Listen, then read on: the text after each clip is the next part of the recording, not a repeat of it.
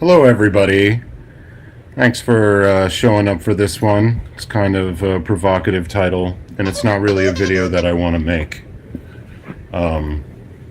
So it's not something that I really want to do.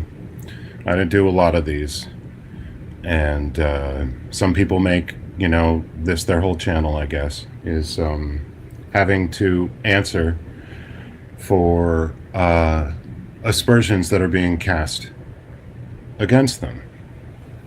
And unfortunately, these aspersions are coming from what used to be a very close quarter. Unfortunately, over the past little bit of time, I've become aware of multiple statements by my former co-host of Thursdays at 2 about a whole category of protesters that are now regarded by this individual as illegitimate. That whatever their contributions that they made are illegitimate. Their continued work in this community is unnecessary and counterproductive, is what's being said. And that's coming from a person who, as far as I remember, one of their biggest gripes was not being told what to do, who to associate with, how to protest, how to do this, how to do that. Like, really freaked out over that. And is now pontificating about how everyone should protest, and that individual knows the only way to be able to save the people in Scientology or to keep people out. Now, they might be two different projects. Now, this used to not be so contentious. There used to be room enough for all these different methodologies, and there was a lively debate over what was effective and what wasn't. Now that has just turned into mudslinging, vitriol, the language of dehumanization. And so why I would ever come here is because I, myself, my partner, many of my friends, people that have sacrificed their time, their potential earning, for the rest of their lives, their safety, the safety of their families, their physical safety, and maybe like a huge monetary expense. I haven't netted a dime. I am so far in the red, it's ridiculous. So, but it doesn't even matter. That doesn't even matter. But like, this person, they haven't named me. My co-host of Thursdays at 2, Eric Rader, hasn't named me. No. Won't name any of the other people that he's calling evil. Won't name them, right? Because that might perhaps force them to actually tell their truth in public, rather than have him kick them under the table with wild, assertions without a single bit of evidence. So, unfortunately, I think my former friend has fallen victim to a very strong ideological bent.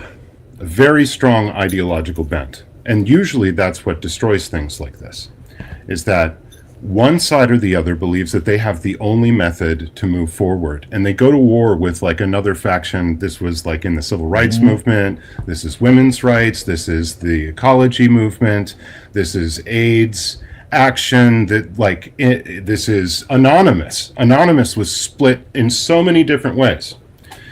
But when and I've been saying this for quite some time, when it becomes untenable and when people leave is when there's this inter-warfare, right? And so I'm not going to dehumanize you, Eric. I really liked you up until a point when you started to be kind of mean and weren't really explaining yourself very well for doing that. And not just to me. So, quite untoward. So, I'm not going to dehumanize you. I'm not going to call you evil. You're not evil. I think you're mistaken about some things. I think that you have the wrong end of the stick. And I think you're spending a lot of energy tilting at windmills, generally, when it seems as though you were more honest at the very beginning, when you were having trouble with the movement, that you were triggered and you couldn't be down there and you couldn't be doing the work and you couldn't be at Blue and you couldn't this and you couldn't that. And that's, everybody chooses their level of involvement. And I thought you did it so smart. You know, you pivoted. You showed this way that's a lower barrier of entry for most people to be able to engage in something that's in the real to get the message out. And that was super, super productive. And I think it's helpful to yes and people rather than to say I have the only truth that's out there. Because in making those statements, I think you don't understand exactly how ignorant you make yourself out to be. Because what you're saying is that any protest of any kind of confrontational nature is nothing, you know, to be considered as an effective tactic, and that's just ahistorical. It does not bear scrutiny, measured up against all of the social justice movements of the past century or more. All of them contained confrontation. Contained vitriolic language, contained maybe epithets, right? And slogans that may paint the object of your ridicule in a bad light. And it's almost the most American thing ever if you look at the history of like political cartoons. They're intense. But public protest has always been that. From the labor movement at the turn of the 20th century to civil rights, to the ecology movement, to the women's movement, to all of it. There's always been this confrontation. And there's always been this difference in tactics, and kind of along these same lines in all of these movements to some degree. And again, to me, it becomes untenable when you try to cut each other off at the knees, and you use the language of dehumanization to do it. So, me and my partner and several other people that have gone out there and risked their very skins being called evil. Now, you may not agree with everything that we do, and maybe we don't agree with everything that we do, but at this point, you're saying there can be no mistakes made, right? And the other thing, Eric, you supported us through all of this, cheerleaded us through all of this stuff that you're now decrying. So, I mean, thanks a lot for that. That, you know, great setup there for us. Those of us who will actually, you know, take on the cops and take on the armed security guards and take on like the top OSA agents in the face, face to face, this close, you know, with the people running the dirty tricks and surviving it and being successful at it. You know, that was, you know, Pearl Snappy at the Ideal Org opening here, right? So this confrontational style, oh yeah, it was so unsuccessful that it shut down business at the Austin Org. How many kids do you think we kept out of there by our continued presence? Is that not a success? I would say it is. I would say that's far more a success than like the vain hope of having like a whole lot of Scientologists get out of there, right? Maybe the best we can do is to keep the kids at the University of Texas at Austin from ever going in there and taking it seriously. And that was our main focus. No more kids. No more kids in Scientology. Not the criminals, right? Not the pedophiles, the groomers, the child traffickers, to be coddled as they try to have us killed by the police on the street, while they assault us directly, multiple times, multiple different individuals, make up every story in the world, try to have us blown off the street. So like, yeah, we've been swatted, you know, here in Austin. And in Texas, I mean, it might seem a little more severe, a little bit, definitely terrifying. And I know that there's some idea about these calls being fake. Well, I'm here to tell you they're not. I'm here tonight to show you that they're not. I'm here to show you an incident where an individual is making a false call against me, where I went out on July the 24th, 2024 in front of the Austin Ideal Org. And under 30 minutes, they had the cops on me fake weapons call. So cops respond, lights and sirens, multiple cops, ready for that. Because of the claims made by this Scientologist. Now, we have multiple calls. This isn't the only one. We have the records. Unfortunately, these people identified themselves. They identified themselves by name. They gave their phone numbers. Right? So, 911 calls are public record. So, that would be on them. But we have proof positive that the calls were coming from inside the org the whole time. And so all of this insane conspiracy theory stuff about us possibly ever thinking of doing this to ourselves. I've had it done to me, and I have the proof in my hand. So I'm living proof that that's all bullshit.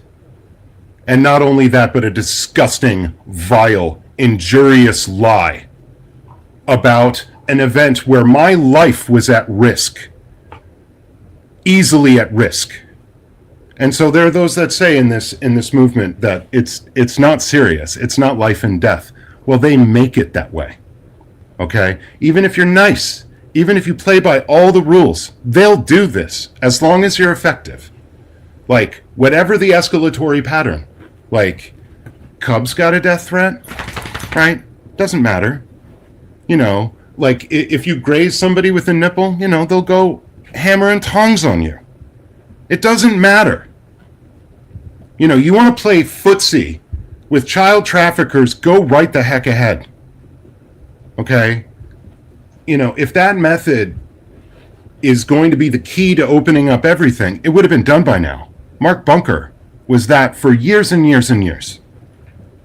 The kind as you want. Walking right into the lion's mouth, putting his head in there. And when you're going up to blue and it's crawling with people, and as soon as he walks up, he's got 3 or 4 of them flanking him, walking around him, body checking him, doing the whole thing that we get. Head's got to be on a swivel out there. It's no joke. It's no joke. And maybe some of you might remember what it looked like at the Ideal Org opening here in Austin, what they threw at them, and then the escalation the next weekend of what they threw at us in Chicago. The first day, I had an armed security guard for Scientology block my right-of-way on a sidewalk with a 9 on his hip, grabbing me by the shoulders and stopping my progress. Okay? Day 1. At the end of that day, I was assaulted by one of the setup techs who ran up behind me and spit on the back of my head. First day. Second day, within 5 minutes, I was threatened with arrest by Commander Harris. And we were all threatened with arrest. As that was happening, a 70-year-old autistic man was being assaulted by 3 members of Scientology security on the other side of the block.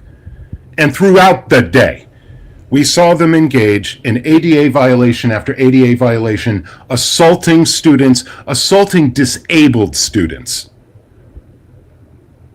trying to get access to the dorm immediately, trying to get access to everything in that community immediately, paying off the cops already. That had already been done. That was clear. But people want to think that this is just like, I don't know, romper room. And again, Eric, I don't know. when you've ever stepped on the field for any other social justice anything in your life other than right now. I say I've done it like kind of perennially since I was 12 years old for a number of different things. I've been on the street. I've survived it. I've survived the bad days. Anti-war protests with the cops when it's like literally street warfare. And you're just trying not to get killed. Okay? So to say that this is not what this takes sometimes, and especially in the case when lives are on the line, when children's lives are on the line, and in the face of the kind of more controversial and confrontational protesters being the most effective, easily. Streets, DOA, Lara, Danny, Pearl, the people that take it to where it needs to go, and also exercising their civil rights to the line of what's allowed, because if you don't exercise your civil rights to demonstrate and have redress of whatever grievances, then those things will be taken away from you piece at a time if you don't exercise them. It's use it or lose it. And so to me, this talk denigrating myself and a whole lot of people that have done a whole lot of good here just can't pass. Can't pass without comment. I never wanted to have to do this. I never wanted to have to be here saying this. I wanted to be supporting that person. It was what I regarded as one of my greatest successes, is giving anybody the opportunity who is under the radar to tell their fucking story. And it was gorgeous for me. It was to me. And the friendship was great. It's difficult communicating with me sometimes. I'm a very nervous person. And so it's either like I'm hiding under a rock or I'm talking too much because I'm nervous. And so, it's not the easiest thing to be my friend. Certainly. I wouldn't say that I'm perfect or whatnot. I'm not. And I'm certainly made mistakes with the show, and I'll make more. But the kind of ignominious departure to the deletion of all of the Thursdays at 2 on his side, to the denigration of most of the people that I care about and would throw myself in between them and the police immediately, and to have them run down and dehumanized by somebody that is just, I'm sorry, emotionally unhinged, won't stand. When I put my entire life on the line.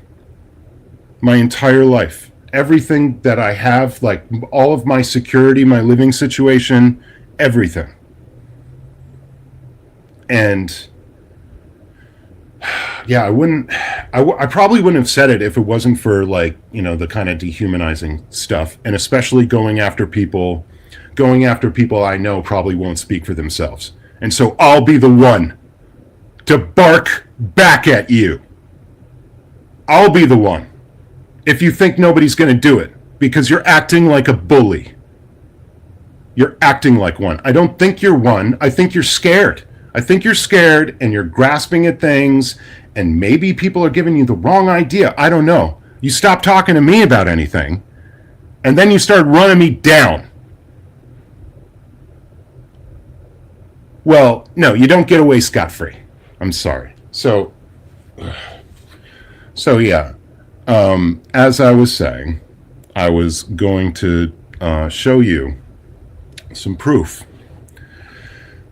And even talking about it, listening to this freaks me out. Like cold sweats shaking. I am messed up over this, and it traumatized me when it happened. I nearly burst into tears when it happened because it was just so absurd, and I knew the danger that I could just feel it. And because I was already traumatized from being assaulted and having all the stuff, like assaulted in multiple cities, a knife pulled on me in LA, like all the things, my shit stolen out of my car stolen, right? Been attacked very much by this organization, physically, all the ways. So, oh yeah, no, yeah, thank you, Pearl. I'm not even looking at the chat, and I just noticed because I saw your name. Thank you. As you can tell, I'm really emotional. Didn't want to do this.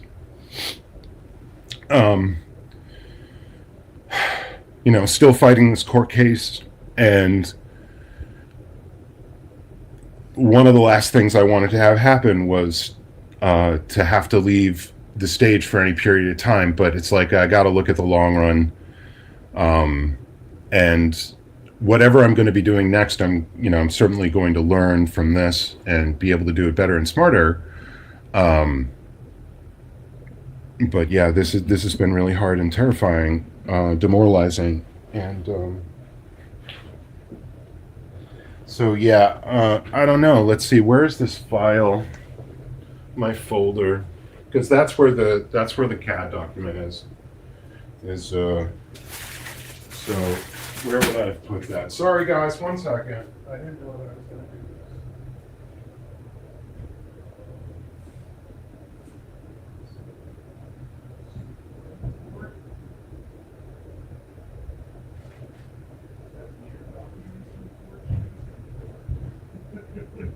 You should have it in the Google Drive. But I did print it out too. But you have it digitally that you can share.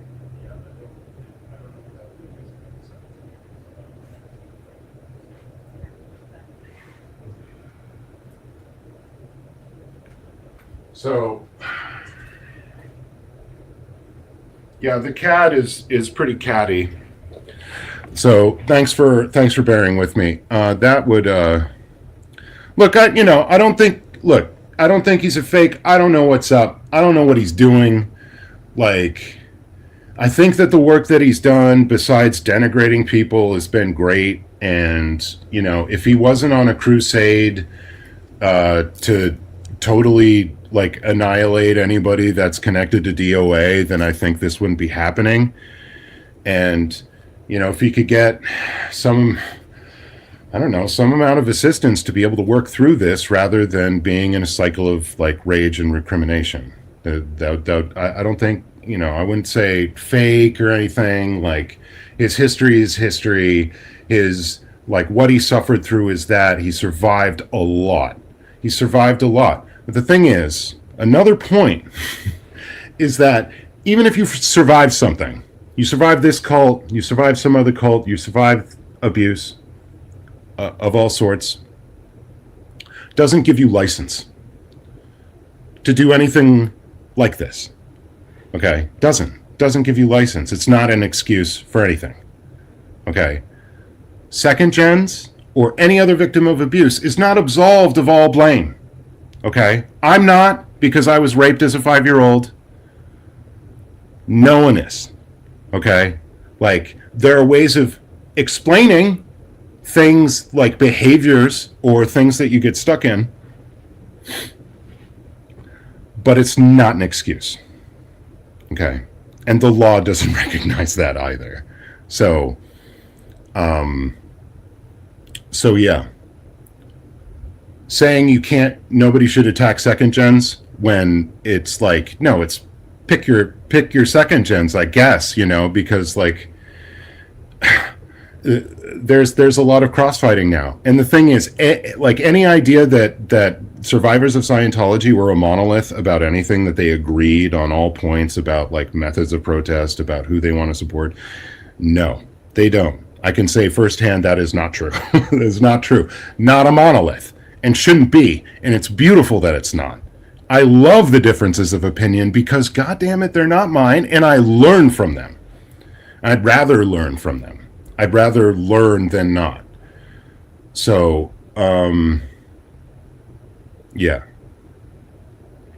But when you're going after people that you know aren't going to answer for themselves and, you know, are weak, and you think that you've got them under your thumb, that's a bully.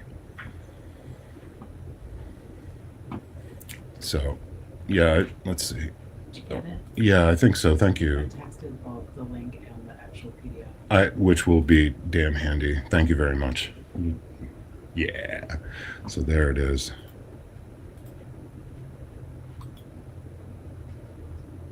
Save to downloads.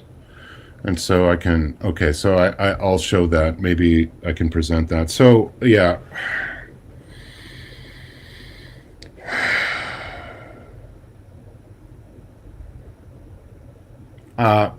Shirley Ford, I've been suffering under this court case, and that coinciding with like a bunch of kind of behind the scene betrayals and other things in my life going kind of wrong, I have experienced for the past couple of months at least, and kind of leading up to it, but the past couple of months, a severe depressive downturn.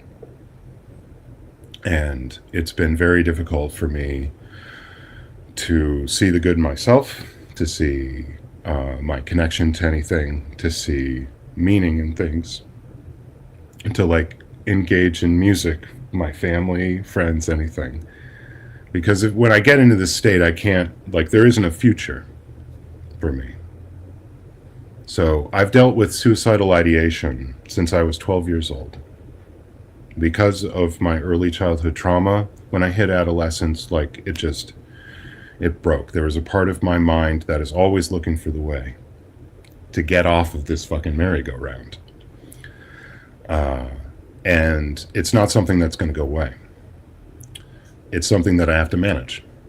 It's something that I have to present positive energy against entropy. And so that's where I've been for the past 2 months, under a rock and licking my wounds and feeling very sorry for myself and being very overwhelmed. Yeah, so maybe many of you know anxiety and depression. It can manifest itself physically, so that like you'll physically feel pain at the thought or the presence of like a number of thoughts or emotions, and which it will be like literally touching a hot stove. And especially, you know, if it leads to like, well, the anxiety and depression kind of like fog of everything, where like, because your thoughts are so negative and racing, you're not able to see clearly how you're relating to people. You're not able to see clearly other people's intentions towards you. And once you get to that point, you start to go kind of out of sight, round the corner from everybody. And so I'm not quite there, but, and, you know, trying to rely more on the resources around me to buoy me better. But yeah, that's where I've been.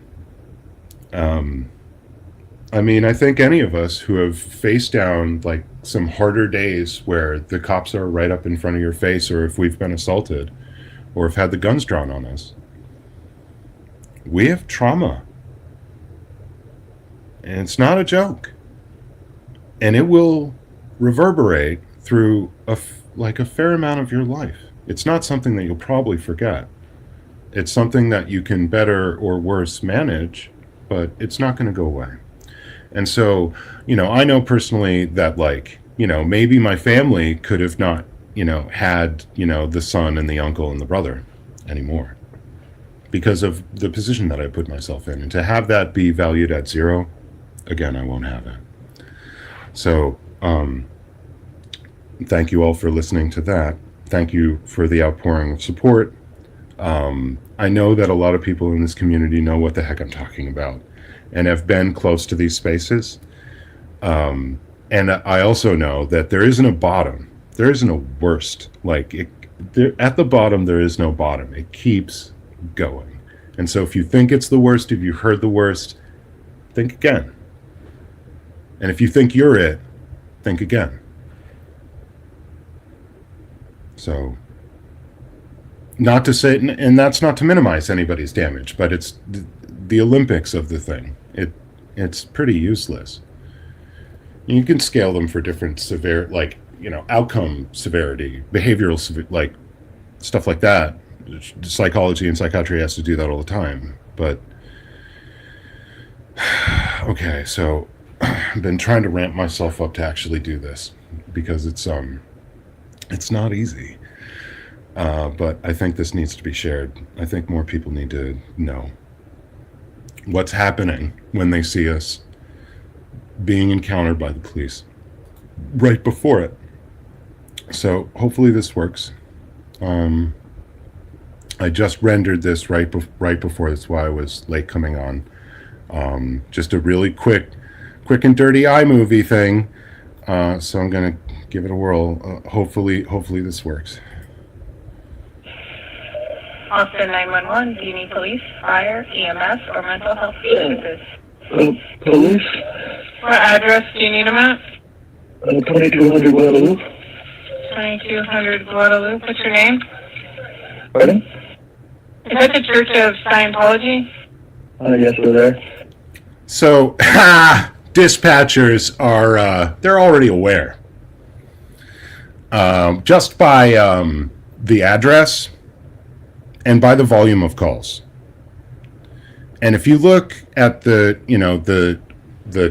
full CAD, for which, I mean, we need to do more extensive stuff, but looking at the number of, like, fire and police calls to 2200 Guadalupe, there is no question why dispatch knows what the address is and what it is, because they know that the city has been wasting hundreds of thousands of dollars on these responses and using the brave, good people who serve this community to do this dastardly work. So, yeah, no, they already know. They already know. What's your name? Caden, Cadin. And a callback number for you, Caden. What? What's the callback number for you? 323-320-7571. Oopsie. What's going on? We have one of the protesters outside. He's been aggressive for the past hour. Okay, so this call, and the response came before 30 minutes had passed when I had shown up at this org on this day. And you can look back to my video on the 27th or the 24th of July, 2024, to see exactly what I was doing and when the cops arrived. I wasn't there for an hour. I wasn't aggressive. I'd closed down the blinds. I had said child trafficking is abuse into the door, and I was writing Scientology is a child trafficking cult. And that's what I was doing, talking to the camera when the police arrived. So not an hour, not aggressive. Our security escorted him out of the building. Oh, I will never step foot in that building. Not one time. Not even, like, on the awning that they have. Not on their stairs. Not on the back alley where the concrete line is. Not at all. Try not to brush up against or breathe on their building because, we understand what we're doing. This, pain inside the lines. So. And he's come back a couple of times. Is he on your property? He was literally walked into the building 4 or 5 times, Brian. Okay, so it went from a couple times to 4 or 5 times that I was in and out of the building, right? And this is just to make me seem like some crazed person on the street who's just in and out of the building like, rah. A shotgun. Where is he now?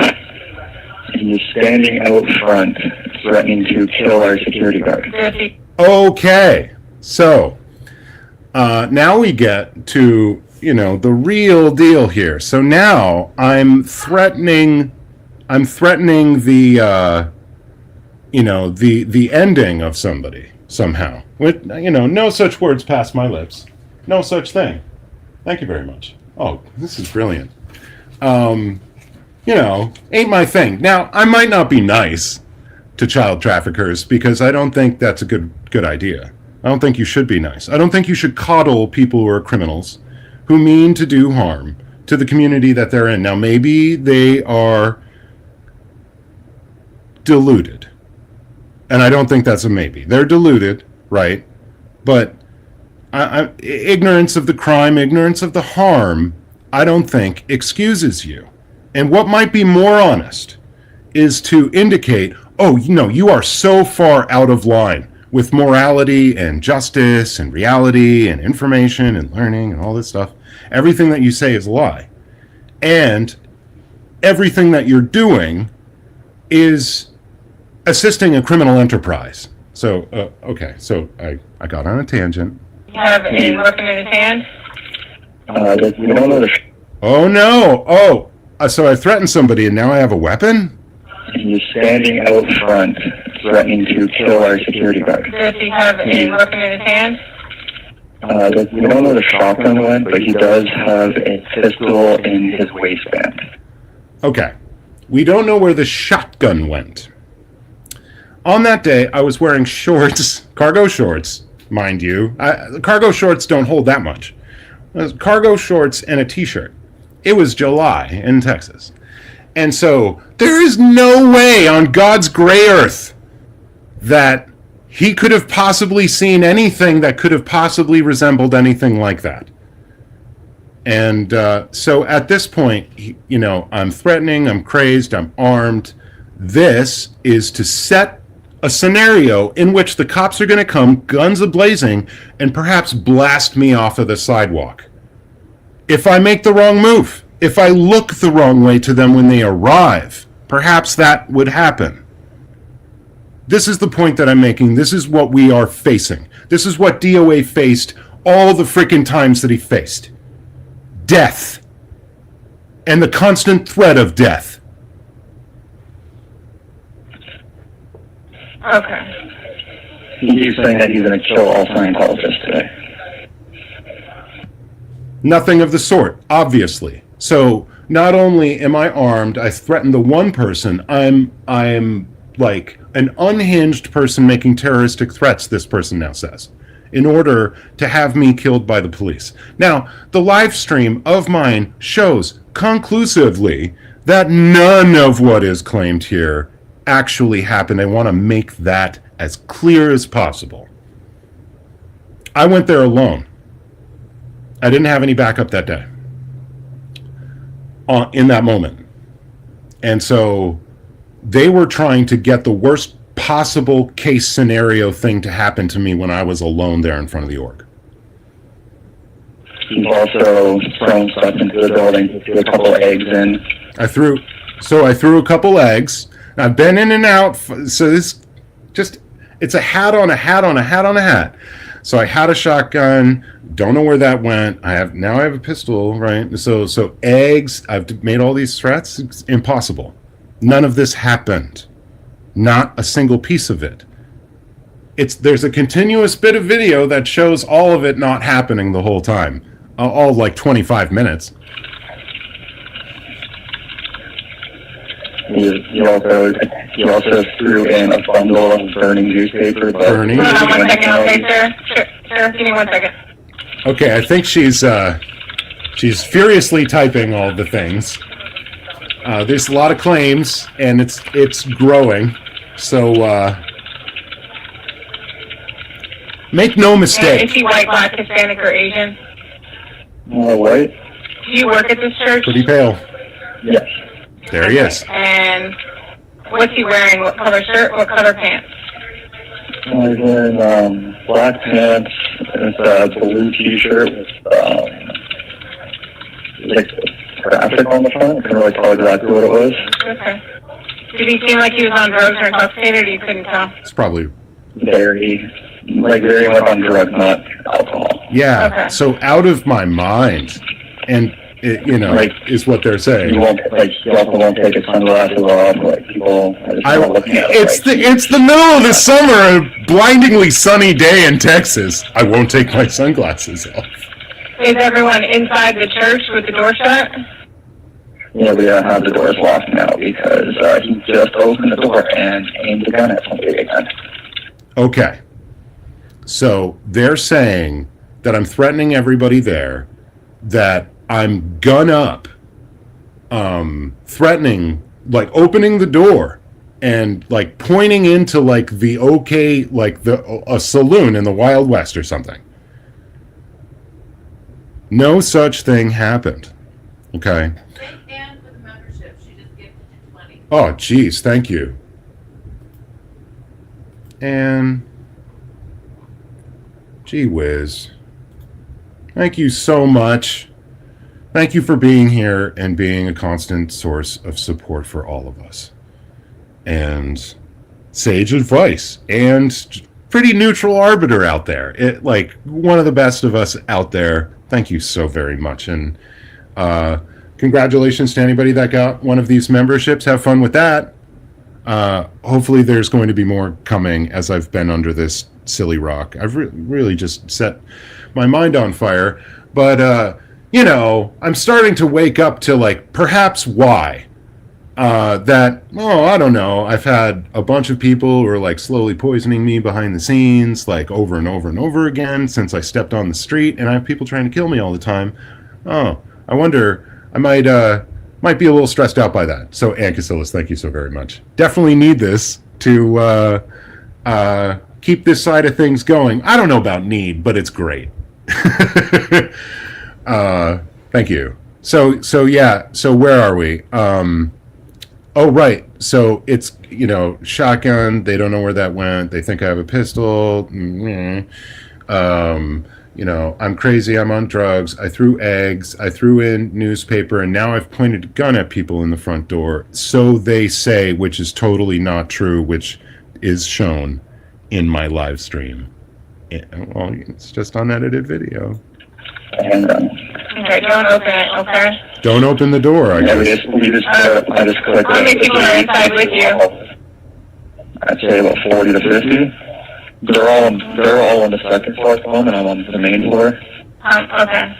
He evacuated the first floor. That was not the case. There were tons of activity. Well, they're black floors, not black pants, but yeah.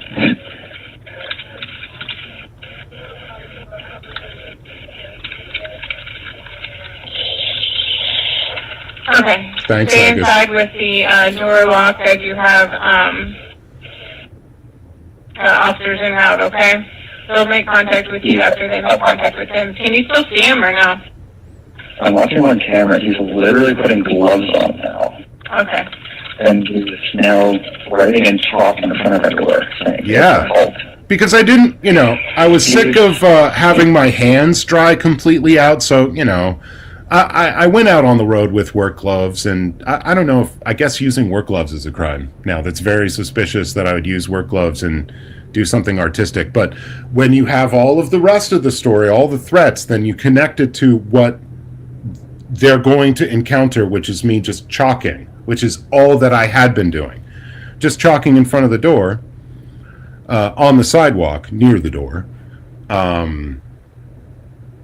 Yeah, so they're going to encounter that as the reality, and if they believe any part of the story, they might make that connection. And so I think that's what this person is trying to do, is like all the lies are now connected to this one bit of truth that you're going to see visually, and so maybe you'll believe me. He's been a menace for the past couple of weeks here. He's never violent with us. It's like, you guys are a bunch of rapists, you guys touch kids. Today it's, I'll fucking kill every one of you, I hope you all die. It's a total lie. But no, child auditing is child abuse is what I yell into that door. Fall in your building. Like, whoa. Never. Never would. Okay, I've said this to the police several times, okay? Because it was just about every time that we went out there, they'd call the cops and they'd be on us, right? And so we'd have some conversation with them about the interaction, and Scientology would try to say everything that we're doing is illegal, and the police would have to tell them that absolutely everything that we're doing is legal and they can't even cite us. So, they would be like, okay, so you keep your distance, so there's no physical contact, blah, blah, blah, blah. And, my position is, Like, I will take hits. I will be punched in the face by a Scientologist and just take it and not do anything. That is what I'm committed to. Like, I'll use my words. I might be insulting. I might try to get people's attention. I might be dramatic. I might try to say exactly what the fuck your crimes are and like what the laws are if you were actually found culpable. If the wheels of justice actually turned for you, and when they inevitably do, what might happen? That's what I try to concentrate on. It's pressure. It's what you would do at a picket line. You'd say the bosses all their crimes, all the deprivations, that they're visiting upon their workforce, you do all that stuff. It's the same tactic, and it's effective. It's been effective for 100 years. 1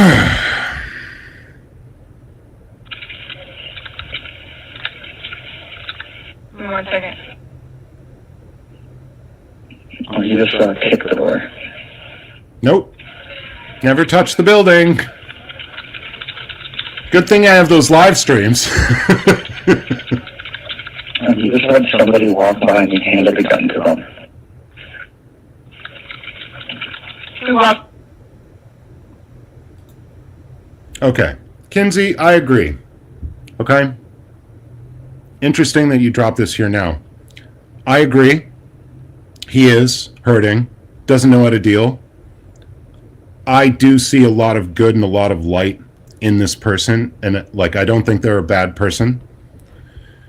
I don't have to think that now, but they are actively hurting myself and the people I care the most about in this community. And I will not stand by silently and allow somebody to do this willy-nilly because they can't handle themselves. Do whatever you want to do, hang up the flyers, do all of your science. I'm not saying not do any of that. You come for me, you frickin' name me, you slander the people I love, I'm going to call you an idiot, because you are.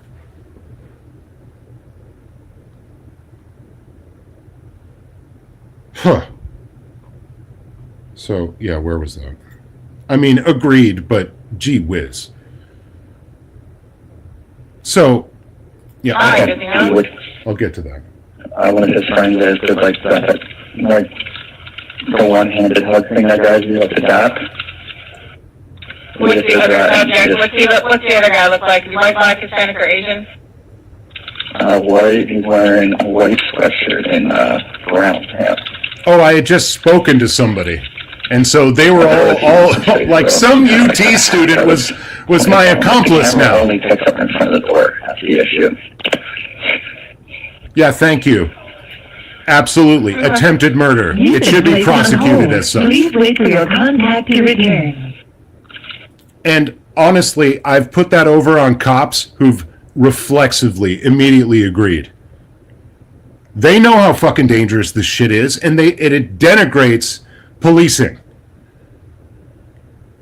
So they're used as just some automatic muscle to settle freaking disputes between, well, at first gamers on Twitch, and then it was anybody. And Scientology's been doing this for some time.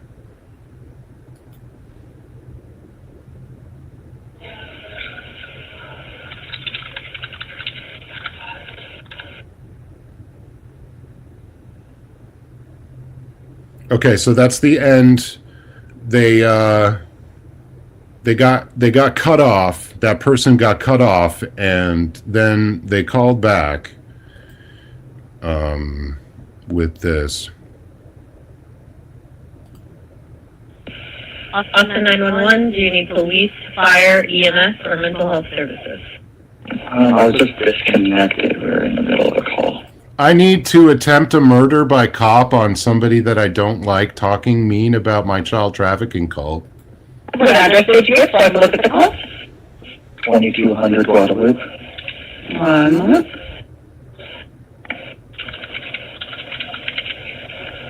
The Church of Scientology? Yes. I have that in front of me. Yep. I have you get the number. I have the call in front of me. How can I help you? You know when the police are here? They're driving there right now with lights and sirens on. It looks like I got two of them pulling up outside. Okay, so, and I have the body cam. Police respond, they get this call, lights and sirens rushing through Austin, speeding through lights to get to me as quick as they can, because they believe Scientology has told them that there's a mad person who is armed, who's making terroristic threats, who's threatening over 40 people within a so-called church. I did none of these things, and the video evidence of my live stream clearly proves it. Go ahead and watch. Okay, because like right now he's literally just writing on the ground, child traffickers, in front of us. The police are making contact. Okay, So is it just me, or did that dispatcher sound just a little bit fed up at the end? You know, just a little bit fed up. Oh, they're there. Oh, do I have to listen to your stuff anymore? Like, I know these are crazy, spurious claims that will lead to naught, and you've been, you know, misusing emergency services in this town like crazy. And so, from this incident, you know, we had, that's 4 different units, 4 different officers. So, a lot of what's in the CAD notes is what you just heard. So, like, gun in the waistband, is the caller an employee, you know, brandishing a shotgun, unsure where shotgun went. So it's all that still what you just heard, which is all a lie, as proven by my video evidence, which I have to say over and over again because of the seriousness of what had been done to me, which I say is tantamount to attempted murder. And for the claims that are being made against me by this person, which are all those crazy things, which none of them happened. So that's why I'm repeating myself over and over again, to make it clear. So let's see, officers keeping an eye out, they, you know, blah, blah, kick the door. Let's see, there's a duplicate call. So they had multiple people call, but there was subject, let's see, backed up, cancer. Well, this isn't the one that has the, I'm trying, oh, no, here it is, sorry. Ha! So, let's see, maybe I can present the document. Hold on. Let's see, where, not there. It should have gone to the downloads. So, let's see, uploading. Beep, beep, beep. So, what we're looking at is this. And let's see, I don't know. Anybody know how to zoom on this stuff?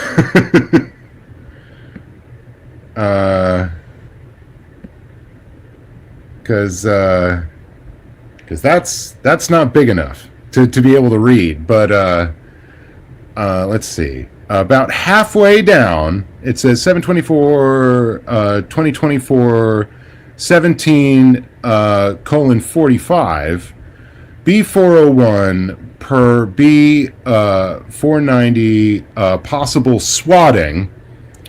If second caller can upgrade history of swatting calls. So, that is 911 dispatch being alerted by the address and the nature of these calls, being aware of a history and a pattern of swatting by members of the Church of Scientology, which we also have evidence of, because they're not smart. Aaron wants to say this isn't serious. Get bent, buddy. I remember you're the one that got arrested for being a dumbass. Picked a fight with a known dangerous person who, like, he stepped into other, like, went down an alley with his dog, sicked his dog on people. What did you think was going to happen? And you got your butt arrested. Now, every time we are confronted with these assaulters, we know. We back away. We take the hit, and it's another feather in our cap. It's another piece of evidence against them. But, you know, you don't do anything physically that way, if you can possibly. And for me, or for somebody like ASL, like over 6 foot tall, broad shouldered, looking like they might be able to handle themselves, is even more of a threat, and you have to be more aware.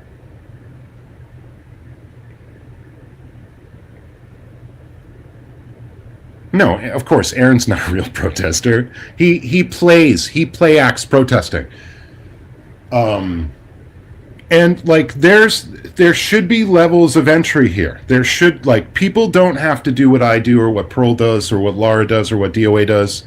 People don't have to do that style. They don't have to do any style. But to say that what it is that we've done, the sacrifices that we've all made on the street, has been ineffective or counterproductive is just not fucking true. And it's borne out by so many facts. It's not just the facts on the ground. Like, we hear back from under the radar people as to, like, what effect we're having and whether or not we're going in the right direction. People that actually have family members on the line that they are trying to freaking save right now. And unlike some of these kind of, I don't know, like self-aggrandizing naysayers, they've got real skin in the game. They're trying to help us. Unfortunately, for many people who calls themselves anti-Scientology protesters, you're not helping everybody anymore. You're trying to squeeze people out. You're trying to say, this category is acceptable, this category is not acceptable, and so don't even regard any of these people that engage in this way as, like, possibly having anything of the truth. And engaging in the language of dehumanization. And it's unnecessary. It kind of shows your hand. Like, it shows what you're doing and perhaps why. And that it's not for substance. It might be for style or for, you know, kind of ego protection. Because for very many of these people say, okay, so say like attacking. People say that people are attacking the second gens from, say, like, I don't know, people who are just generally critical or might ask some questions. And some of those questions might be pointed. That's not attacking. And if you can't withstand criticism and even ridicule, then, like, as a public figure or, say, as the head of a philanthropic organization, maybe you're not worth your salt at all. At all. So yeah, no, you got to define your terms a little bit. Like you are in any argument, any debate. Like, let's get on the same playing field so that we can actually talk about something. We're not talking past each other with different definitions of different terms. So attacking. Yeah, I was said that I was, you know, attacking people over the summer for asking simple questions that had no barb. I was read for filth on multiple channels of some amount of grandeur for asking simple questions. Like, I asked Aaron Smith-Levin one day in his chat, because he was going on and on representing the case with Danny and his lawyer explosion and the funding thereof and the possible hanky-panky going on. And he was assuming to speak for Danny in this matter. I knew Danny did not want that. And so I asked Aaron in the chat, why don't you ask Danny, or maybe, why don't you have Danny on? And he puts that up and reads me for filth for like 5 minutes, right? For just asking the question. Because what he was doing in that moment was trying to cloak himself in, being magnanimous and like being the conduit for the funding for this legal protection, even though it had gone tits up. That's what he was trying to do. And then, so he loses all these board members. He has all this criticism levied against him. And what does he do with the criticisms?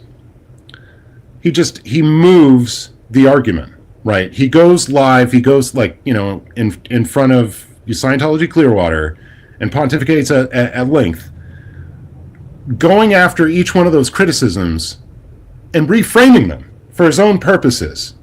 And if people can believe that, I've got bridges and swampland for you.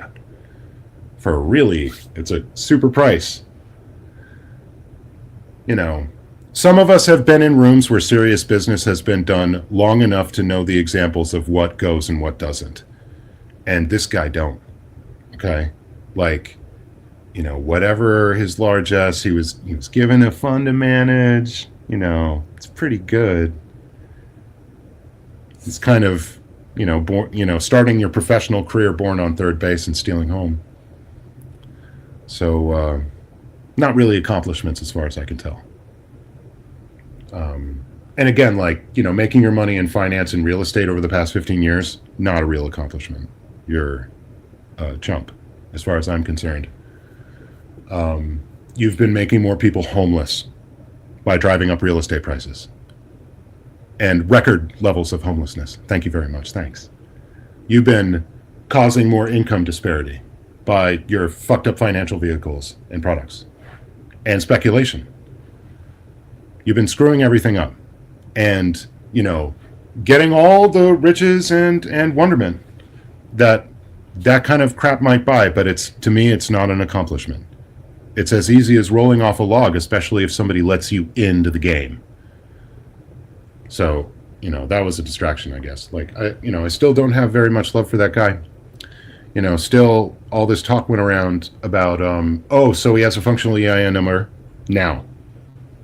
Well, we were around trying to hand money to him that couldn't be handed. Couldn't be handed because they did not have a functional one. And so, what we raised and the efforts that we did here for Squirrel Fest needed to be reallocated, unfortunately, because it was not functional. And this person had represented the foundation to very many of us as being ready to go, and it was not. So we made efforts to try to support it, and what did they go to? There's a few people got helped, right? And we know the story of one of them who they attempted to help that they also attacked. So, the other thing Eric got into at some length was, the only way to bring more people in, is to have this be inviting, have this be, I think somebody commented, central nervous system friendly, right? CNS friendly. To a degree, fine. But it's not for everybody. And it's not every person's ability to engage in that way, and especially in the face of people that are harming children right now, in front of your face, or trying to kill protesters right now, who are assaulting protesters now, who are trying to ruin their lives, who are trying to go after their families, who are trying to go after their friends. Okay? Never ends being differentiated.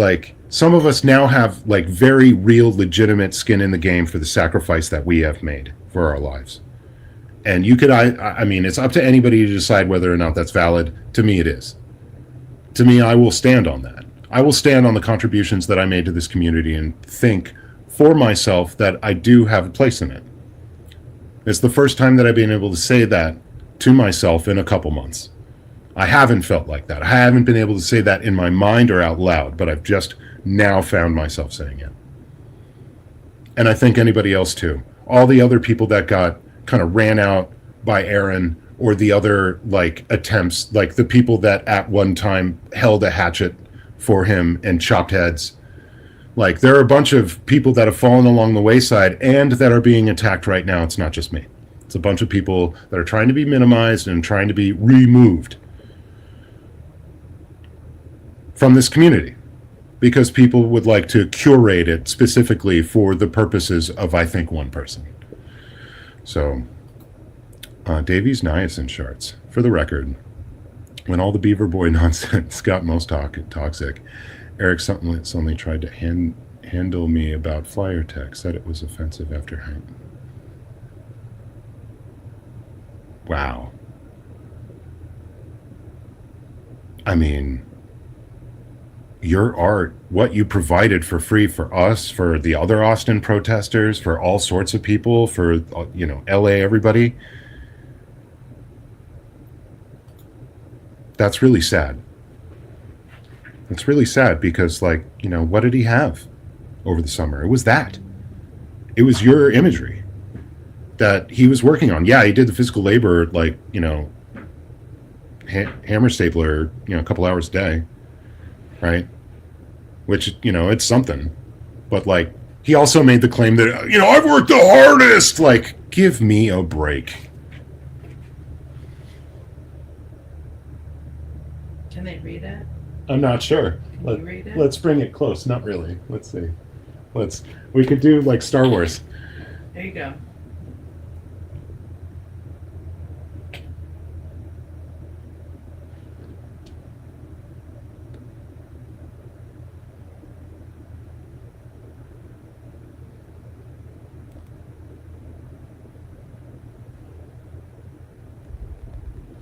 Yeah. Thank you. This is a great one. So he's biting every hand that feeds. That's sad. And I hope he stops. For everybody's sake. Because it's not good for him. It's not good for anybody, any of us.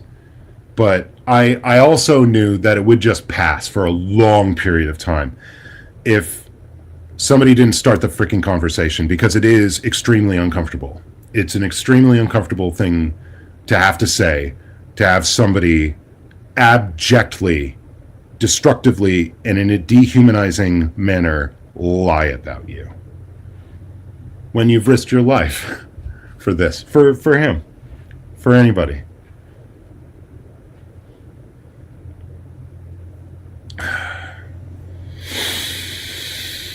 Thank you, Davey. Thank you for everything. I very much hope to be using your wonderful material more, trying to break the chains around my freaking heart and my brain. And this is helping a bit, being able to speak my truth, because I've been living under a pall ever since this show stopped. And just heartbroken. Didn't want to say anything. All that I said was that I was having a difficult time dealing with it. That's all that I said about the show. Wasn't going to say anything. Was going to just let it be. And I think I let this go on too long. I should have stepped up earlier, because there were signs earlier. There was damage earlier. There was stuff earlier. Which share? 2222, ASL is jealous that we're doing more than he is. He's just obsessed with followers and likes. He doesn't want to end child abuse. He wants to destroy David Miscavige. There's a difference in mentality. I absolutely agree. And I think this is part of the problem with the leadership of a lot of ex-Scientologists at the top of this movement for the past 10 years or more, is that they're not properly oriented in any way to be able to actually do this beyond what is just public relations. And that ends up being primarily self-serving. In the case of Leah Remini, in the case of Mike Rinder, in the case of Aaron Smith Levin, primarily self-serving. Yes, they did help people along the way. Yes, they did do charitable works, but who primarily benefited to the tune of millions of dollars to having a media career? Mike Rinder didn't have shit before this as a media career, and he wasn't going to. He got to sit on that couch and be be attached to the star of Leah Remini for all time and the idea of that show. And so he had made it at that point, $1 million book deal. You know, Aaron makes far more from the channel than the foundation does. There are multiple creators on that foundation that individually make more than the foundation. So what is their priority is what I might say. So yeah, no, he's not the one. I've said it before, and it may sound like blowing smoke. I've worked for charitable organizations with international reach, and I know what the lifers look like. I know what people who have dedicated their lives to actually helping people look like. And it's not this. These are wannabe, like, Hollywood whatevers who will feather their nest more than help anyone. And yeah, if you want it on PR, like, you do, like, seriously, you don't know what you're talking about. You don't. You don't. So yeah, no, I wholeheartedly agree. Thank you very much for the generosity for the 2222. Yeah, there's a strong difference. I think there's a lot of people within that camp that, you know, David's the real problem. He made it so much worse. Scientology was different before that. It's like, I mean, I don't think he would say L. Ron Hubbard's, like, teachings were fucking good, or like Scientology didn't create any crimes or harm anybody before that. That's absurd. I don't think any of them would say that, because, well, maybe one or two. Not any of the ones that we hang out with, but maybe some of the Aftermath clan would say some of that. But certainly some of the indie Scientologists, some of the people still doing that shit, take that bent that Dave screwed it up. We had a good thing going, and he turned it into this militaristic shit. And if we could just get back to what it was, then maybe we could, you know, KSW all over again. And that's for anybody. Keep Scientology working. I learned about KSW in 2004 when the IIS video from that year was leaked, and the turtlenecks sweater speech. You know, Tom Cruise says KSW in, like, such a dramatic way that I had to find out what it meant.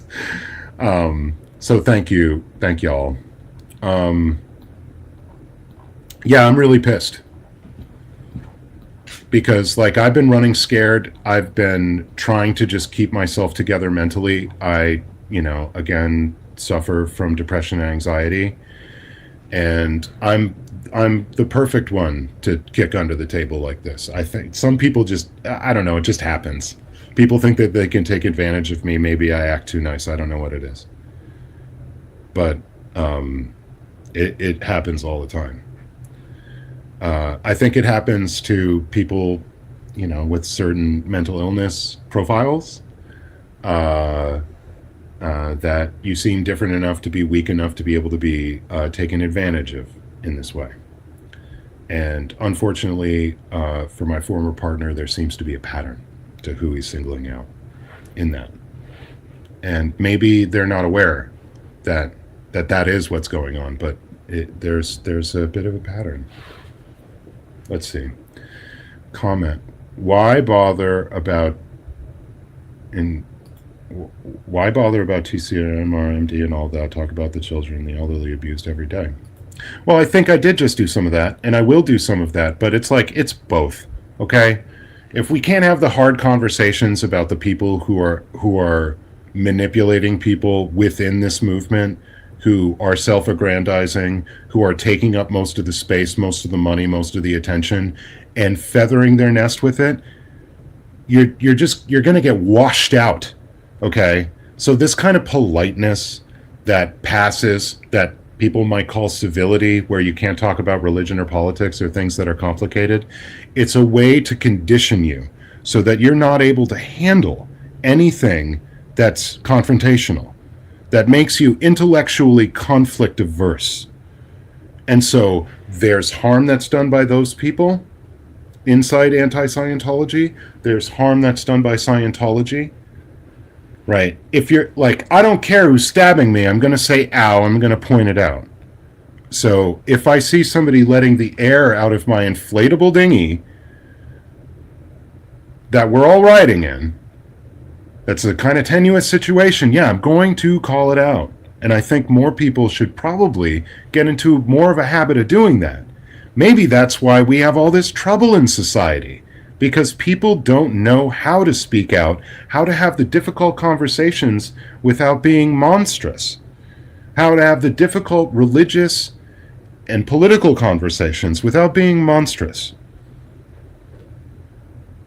I mean, it's what I think will, heal some divide, at least in your community. So maybe, like, you can't do that nationally, but you can do that with people that you meet. You disagree with them politically, you disagree with their tactics.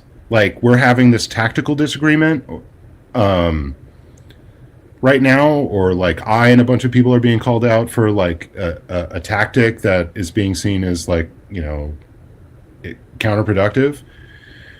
If you can engage in that without dehumanizing that person, then maybe you're making a point. You still might be completely off base, but you're in the realm of actually having a discussion.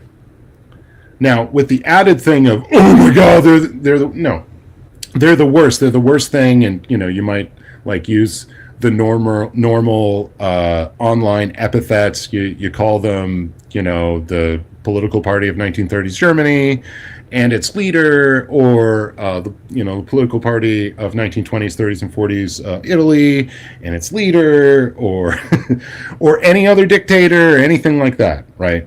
In an attempt to basically bring them to that level, and so they will be regarded by anybody that believes the first statement as all of that, and so that basically so that that person won't get a chance. It's also dead agenting.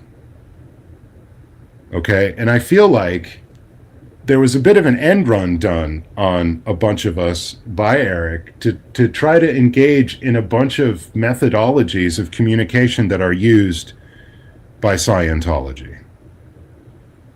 So to poison the well about any further discussion, to redefine things so that there can be no discussion, so that there can be no criticism of him and his actions, so that there can be no criticism of the people that he's agreeing with right now, is basically trying to make an argument that's somewhat unassailable, but you're making a house made out of popsicle sticks. So it's not, somebody's not serious with an argument when, and it has all the hallmarks and earmarks of it. So the other thing that really disgusted me about what I've seen him saying is that he's denigrating the work of so many people, saying that any of this stuff going in front of the org, waste of time. You're not doing anything. When it is, in fact, we're keeping kids from going into the org, and we're informing the citizenry of Austin, Texas, or wherever it was that I found myself protesting, of the very real and present danger to themselves and their loved ones posed by the mere presence of Scientology. And it was effective. I think all of that work, anybody doing that, kept a bunch of people from perhaps getting the wrong idea. Eric went on to say, Blue, you're not doing anything there. Yeah, you are. Yeah, you are. You're screwing up their big fundraisers. You're giving maybe some people on the edges something to think about, right? And especially when it looks like it did the first couple of times when I came to LA, when you were friends with all of us. All these people that you're saying are just evil monsters. We were the people who got you on the street, did you say. We inspired you to come out and do anything. And so now, that inspiration, that's nothing. That's nothing now, right? No, I think you just can't deal with your feelings. You have some kind of conflict problem, and you're not able to express it in a way that, like, I think anybody could actually deal with like some kind of difference of opinion. Like, there's nothing at this point to discuss other than your lies, Eric. Okay? As far as what you've said about me and what you've said about the people that I love, there's nothing more to discuss. So, Like, you spend your coin, okay? Now, I wish you all the best. Wish you all the best of fun and friends and streaming and anti-Scientology protests and anything that you can find on this planet that can ease your way, and that is good. I wish you all the best, but I can't have anything to do with you. And I know that you didn't want me to anyway, but I just want to make that clear. I can't have anything to do with you going forward at all because of what you said. And this is the line that I have to draw with some people sometimes, and I've drawn it with other people in this movement who have done things as bad. I don't know that it's any worse than the other lies that have been told about me. I think it's just as bad. And so he goes on to say, not just blue, but the protest in front of the information center, that ain't worth spit. That ain't doing anything. All the people on the boulevard that Dan walks is like inspiring, and all these interactions that he's having and the TV and all this stuff. It's brilliant. It's brilliant. More of us should be doing it. Dan is fucking amazing. And to say that's not worth anything, because it's not easy to be there. I mean, the boulevard is its own thing, and then there's Scientology and Hollywood division on top of it. Not an easy place to do what they're doing.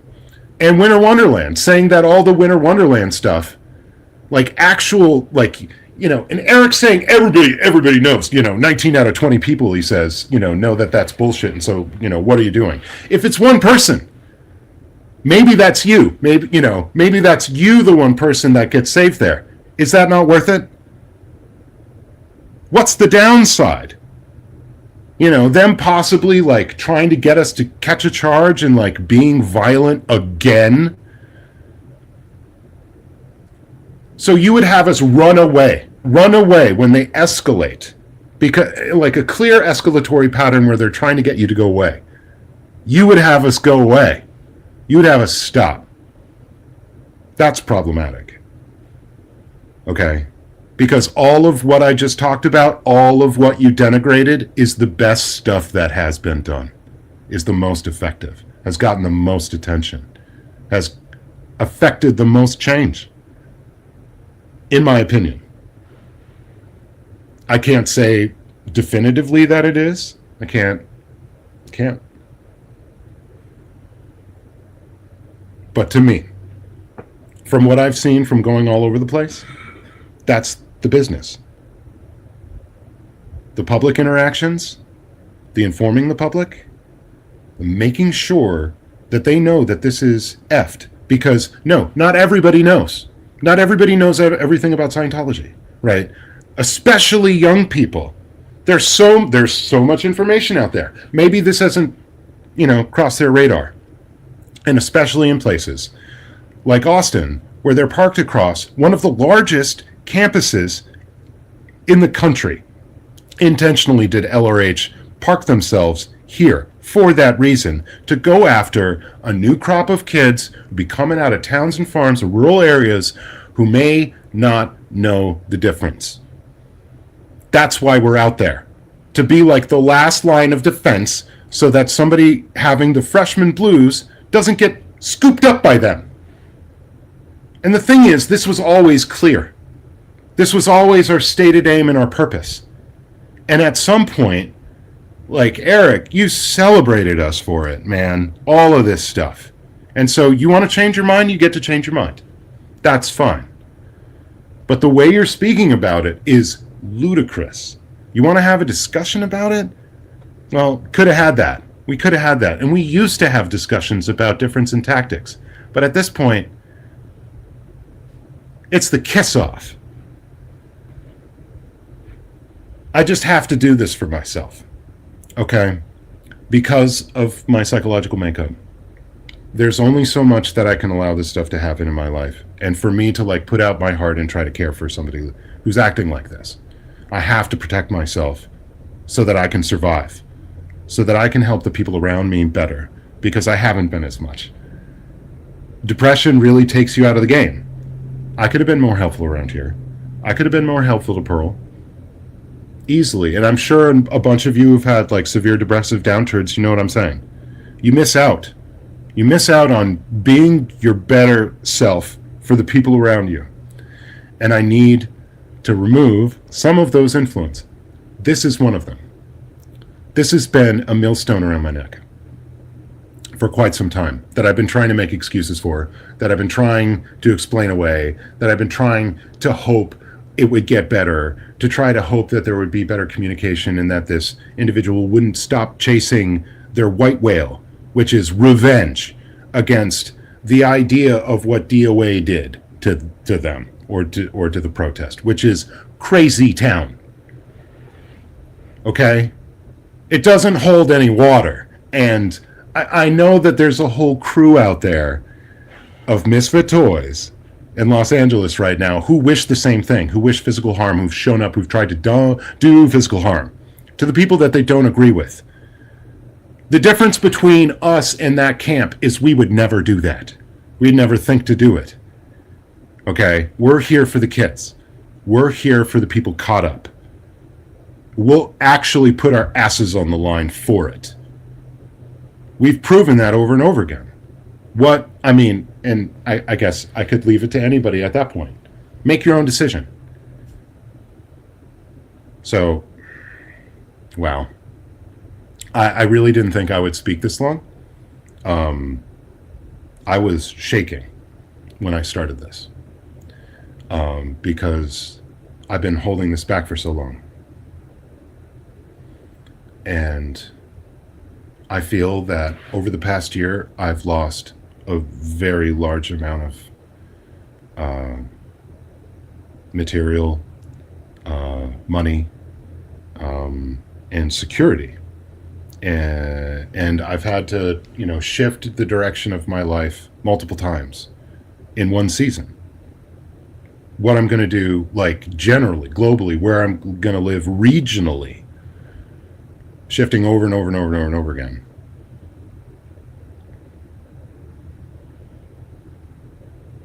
I've paid my dues. And for anybody coming for me like this and trying to dehumanize me and my friends, I'll do the same. I won't be suckered in, to saying just anything, but I also won't be cowed. And I especially won't allow somebody to just do it to a whole host of people. And a whole host of people who did their best to try to help you. Fairly thanklessly. And especially at this point. So, we'll ride off into our mutual sunsets. And never the twain shall meet. Which is unfortunate. So I've been grieving that. Since it happened. And it was kind of slow motion breakdown. Certainly after I did my video criticizing Aaron and his pseudo foundation, I knew that it was a matter of time. And it was like 8 days or something. So, and it was clear that as soon as I did that, there was something very, very wrong in communication, and nothing was really communicated to me. I was given kind of like a half-hearted bullshit answer about like why Thursdays at 2 was going to be put down, and then it was put down. I wasn't communicated with again. So I saw where it was going, and I saw how crazy he was about what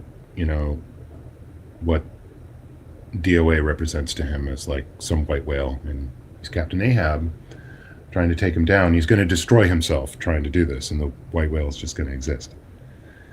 And it's not a good path. And anyway, haven't you seen that DOA is doing really, really, really good work again? It's freaking wonderful. And honestly, like somebody that's able to kind of spin any moment in the air into confection like that, that's what drives these things. People like Streets, who are able to like in the moment deal with like all sorts, from the governor to the senator to, you know, the state senator to the, you know, police of whatever rank, all the way down to the beat cop.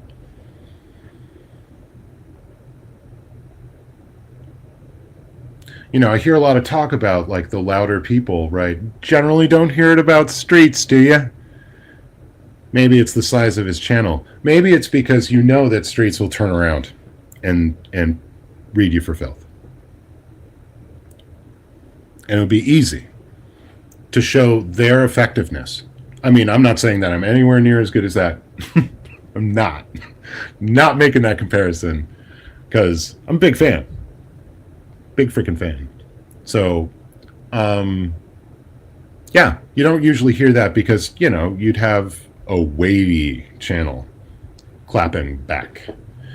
And so, you know, as like, you know, I'm not doing much here because I'm scared, I'm depressed, and like I'm under this court case that has me off the street. Maybe he thought I wouldn't answer back. Well, here I am answering back. We are being threatened. We are having our lives threatened. It is very serious. Very many of us have onboarded like life affecting, altering traumas.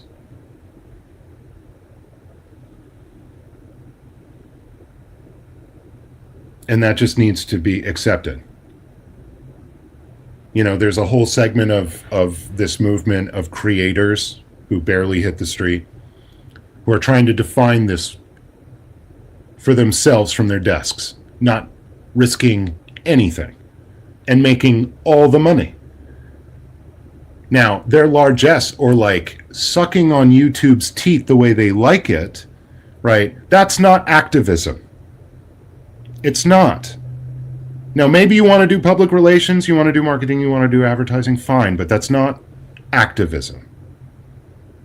And you would know the difference if you had ever done it for its own sake. It would be as easy as breath to understand that that's how this game is set up. It's the people that show up for its own sake, for the value that they see in what they're adding to it. It's not aligning yourself with some corporate monster like the Alphabet Company and not saying the words that they don't want you to say so you can make more money. It's not dragging this movement into like a rehashing of the sanitized A&E Aftermath show, which we all saw, you know, perhaps like was effective and helpful at the beginning, but wasn't the end of the story, and was much improved upon by the survivors of Scientology telling their own stories straight from the horse's mouth right here on YouTube in long form. My favorites being Serge's and Laura's, as their very, very, very comprehensive. Oh, Liz Ferris. I mean, Jesus. And a lot of this, you know, generated over these divisions of people on the top of this movement attacking second gens over the summer, attacking them, calling them liars, trying to defame them. Things that I would regard as libelous slander, actionable civilly. I would think, right? And I took it upon myself to try to stand up for some of these people. It's like 10-to-1 matchup, or well more, like 30, 40, 50 to 1 as far as like subs and influence from who's attacking to the attacked. Actual attacks. Actual denigrations of their entire character. So, and people that are like way more vulnerable. And that might require some like amount of defending. I mean, you know, most of these people are solid. But like that's where a lot of this division came from over the summer. And like all of these people not able to like, all of the people on all sides who are like participants in so many different portions of that drama who aren't able to come clear on what it is. and have to redefine perhaps the entire movement to explain away all of their bad behavior over the past 2 seasons, which has been horrendous and usurious, money grubbing, I would say. Yeah, wow, I think I could. I'm on a tear, and I know that I've said a lot of things. I've made a lot of declarative statements, and I may not have meant to say all of this when I started.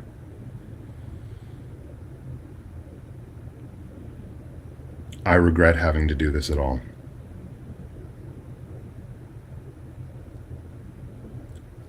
I knew as soon as I heard what he said. I had to, though.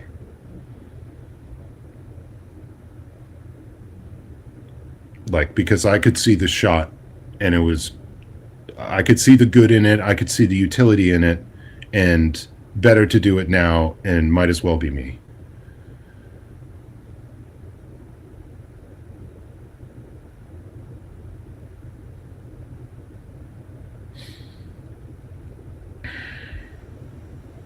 You know, I've had to pull back because, you know, for so long putting myself out there, I put out everything.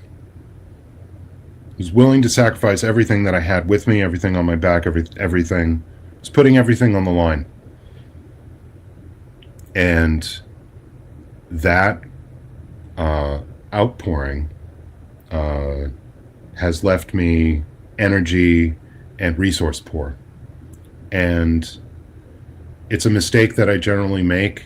I'll give of myself way too much in these things and lose myself and lose maybe my ability to do other things in life because it's like too much. So I broke myself a little bit, and so I had to pull back and try to do what everybody used to just say.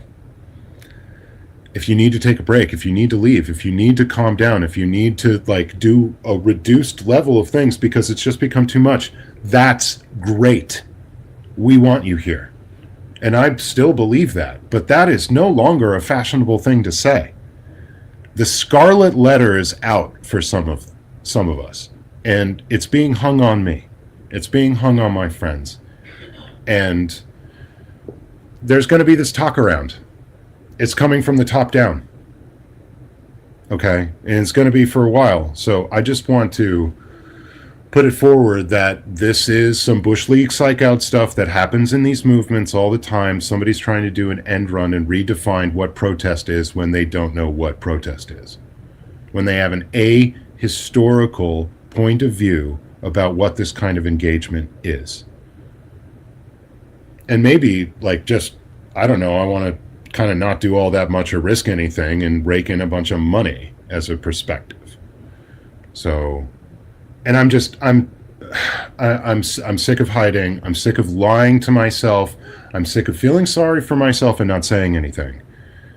When I am able to act is when I'm able to think like this and be and speak for myself.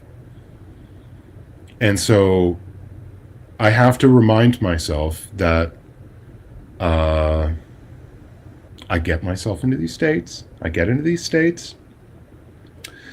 And rather than act, I'll engage in my fear of all the possible things that might happen if I speak, or just because I've taken so much incoming, or I I perceive a whole lot of loss.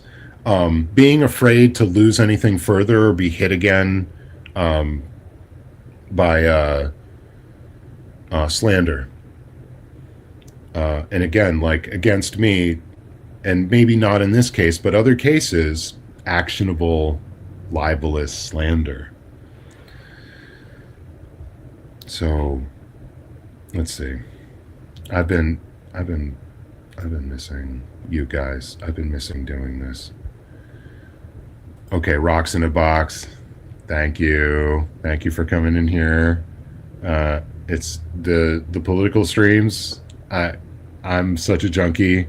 I need to have that conversation. I need to look into the void a little bit and to face it down so that I'm not so terrorized by it. And those streams are helpful, and you host very, very well. Thank you very much. Super Pop, what up? Thank you. And you gifted 5 memberships. Thanks, Super Pop. And thanks, Super Pup, for your membership if you got one. AZ Crimson, good to see you. Good to see you. Yes, longtime supporter there. And Casillas again, thank you so much. Davies Nice and Sharts, you freaking rock. Like, that's icing on the freaking cake. There's a part of me that doesn't want to believe, but there's another part that just makes this whole scenario a bit absurd and tragic. I think as I'm thinking about it seriously, that every hand is being bitten by this person because they've been, I think, triggered by something. And I'm sure I'm going to be the evilest evil in Evil Town tomorrow, or maybe just right now. Sunday, woo, and another one at a time. AZ Crimson, all right. With Cher, it was great meeting you. Fantastic energy.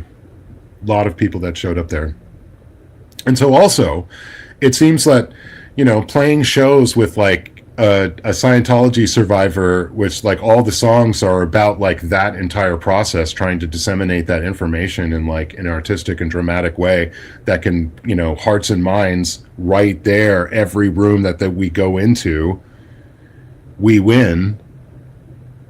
I guess that ain't worth spit either, like really, really, man, it's absurd. Thank you, everybody. Thank you for your presence and your generosity here. Thank you for spending your time and your support.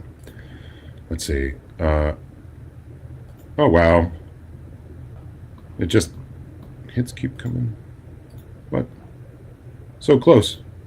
Martha, great to see you here. All the best to you.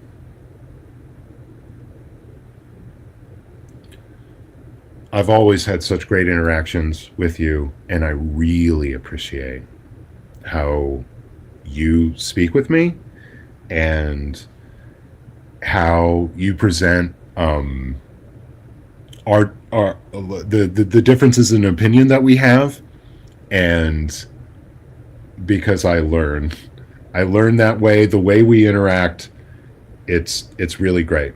And just wonderfully supportive, wonderful person. If you don't know, Martha's a freaking rock star here. So, selfless self, please remember, when you feel depressed, you are loved. There is much to be grateful for. Remember, through all of this, you found, I sure did. Peace, snaps, very cool. Merry Christmas. Merry Christmas to you. And to you and yours. Yeah.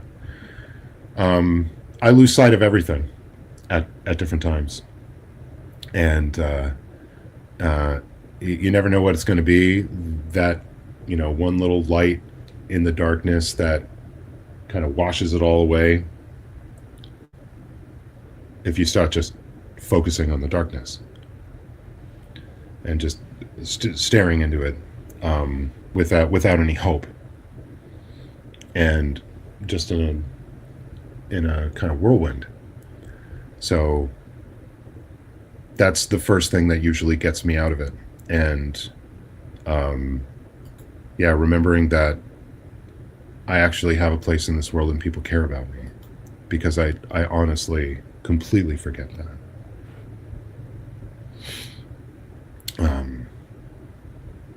And feeling like I'm welcome on this planet is usually the first thing. Are you saying the dogs? I'm saying and 2 dogs that care about you. These dogs, I mean, we've bonded like crazy. They're my best buds. I love these guys. And they know. They're definitely healers. They read body language very well.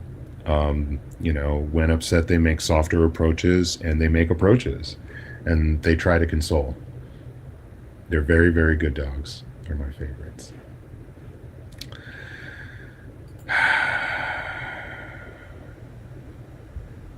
Thank you, hippie chick. Thank you.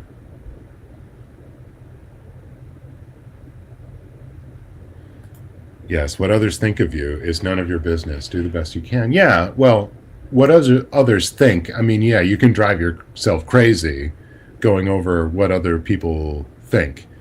But in this case, and in any other case, where the well is being poisoned, where things are being that severely misrepresented, it takes positive action to refute those things. So a lie gets around the world before the truth gets its pants on.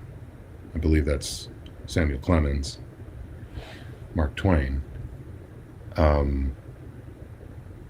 So, and that's the thing. It takes people of conscience and people with some amount of ability to string thoughts together to be able to speak to these things, to refute them, to knock them down, so that they do not just stand uncontested as the only offering in this information space.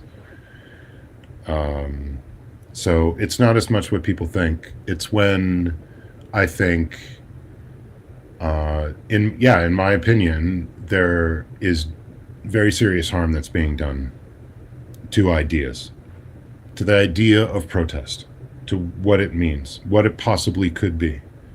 And when people are trying to redefine things for their own small-minded, narrow, prurient self-interest, I have a huge problem with that. A lot of times people can't see that. I don't know if Eric can see that or not, but this seems extremely selfish. Y'all rock. Sorry, I suck at the chat, y'all. You know. So we're gonna start over. Fantastic. Thanks, David. Thanks for the laugh. That was great. Yeah. Dogs. I had some cats, but these dogs definitely they seek you out and they give the affection.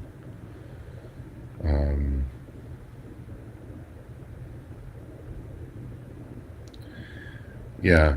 Well, yeah. So yeah, if there was, well, right. So Scientology spends their resources and their time going after the people who are effective against them. They will spend the money on all the lawyers for the people who are making it impossible for them to do business. Okay? So I have 3 on my little case. So, yeah, it is an indication. It's like, at first, well, until like a couple years ago, we didn't have a direct picture of a black hole in any way, shape, or form. But the way we were able to detect them was the fucking stars orbiting around these things at near light speed. I'm like, okay, so this star is like, I don't know, like 150 times the mass of our sun, and it's going like, we're about like 89, 91% the speed of light. What could possibly do that? What force could possibly make something go spin around that fast? Oh, a black hole with a mass of, billions of times our sun. So yeah, you can get you can infer things from those kinds of actions. And so the activity around all of the effective protesters and all of the legal action brought against them is not just because they're jerks. It's not because they're doing things that are illegal. It's because they're effective. And it's because they send their agent provocateur out to harass us, to assault us, to do all of the nasty things, and then lie on us and bring us to court to get us off of the street. And what's really not helpful is that at that point, when the people of conscience and the people who are effective and the people who have sacrificed that much and are then having their lives and their freedoms put on the line, are then denigrated by maybe the most kind of timid element. Because of their timidity, I would say. Perhaps it has something to do with not being able to come abreast of maybe you're afraid, and that doesn't look so good, and other people are not so afraid, and they're going forward and they're doing things that not only that you won't do, but you can't. Either one or both.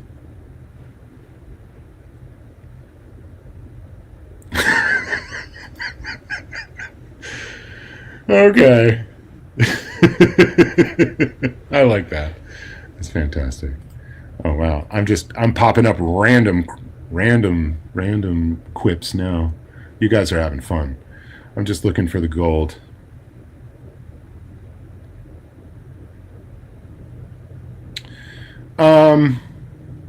DOA's megaphone, I tried to have as many discussions as I could during that time, not just with Eric, but with anybody who would listen, who was on that side of things, just freaked out about this evil person DOA trying to say, please try to have some understanding for somebody that has gone through what that was. All the swattings, the arrests, and the harassment, the threats from people on the street, from just gangbangers, from street toughs and schizophrenics, and what that would do to you. And then all of the pressure of everybody counting on DOA to deliver all of this stuff, because other people helped and manifested different things about the occupation, but DOA did that. He was manifesting very much of it,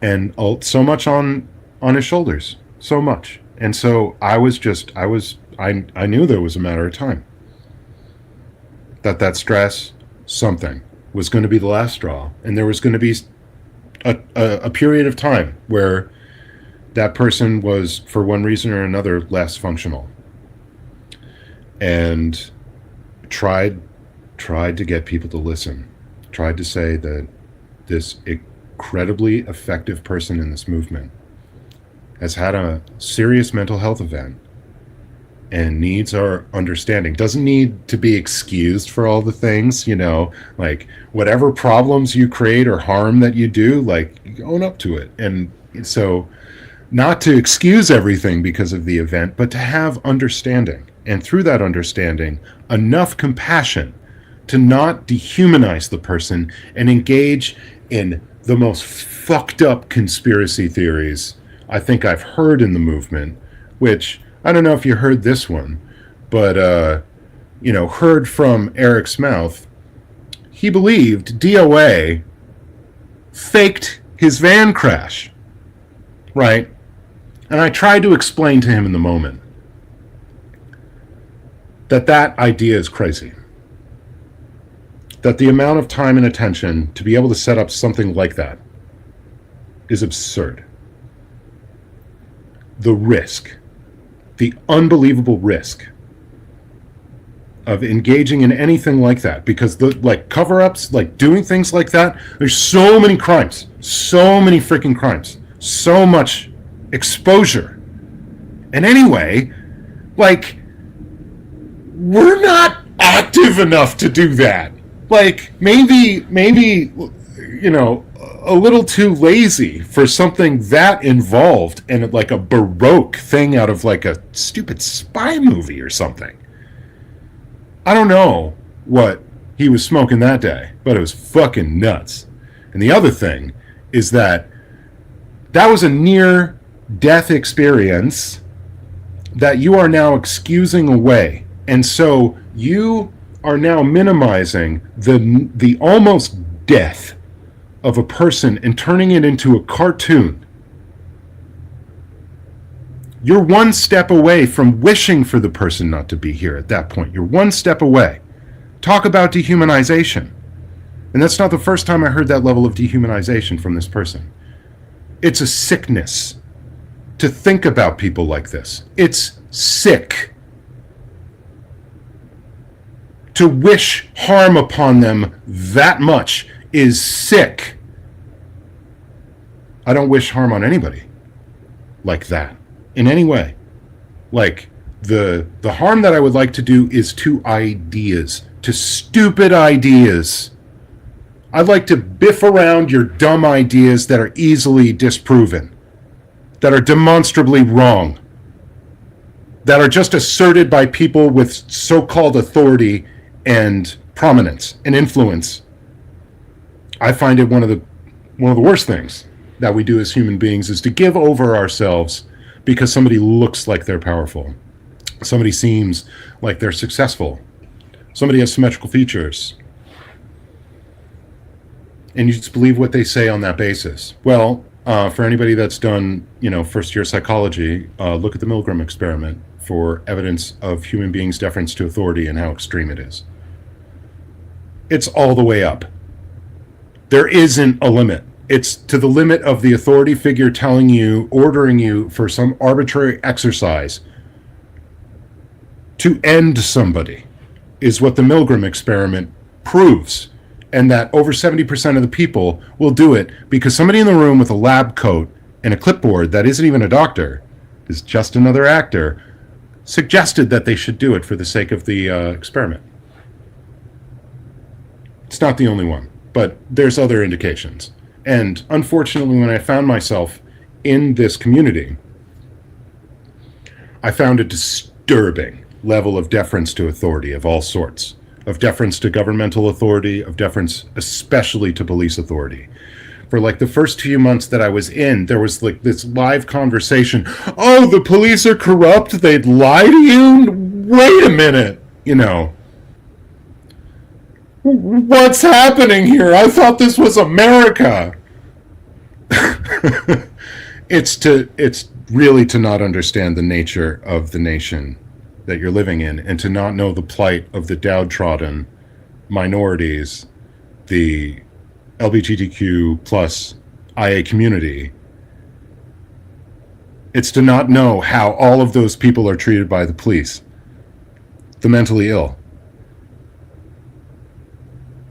It's to not understand. And so I understood that many of the big names didn't get that we're protesting in one of the least free countries in the world, with the largest prison population in the world, with the second largest prison population per capita,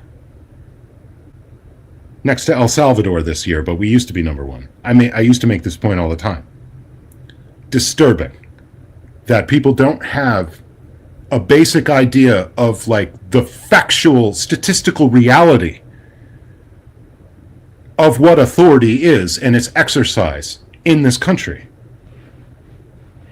And that to put myself on the line with that amount of ignorance, doing this kind of work is extra dangerous because other protest movements are better organized to protect people than this. Way better.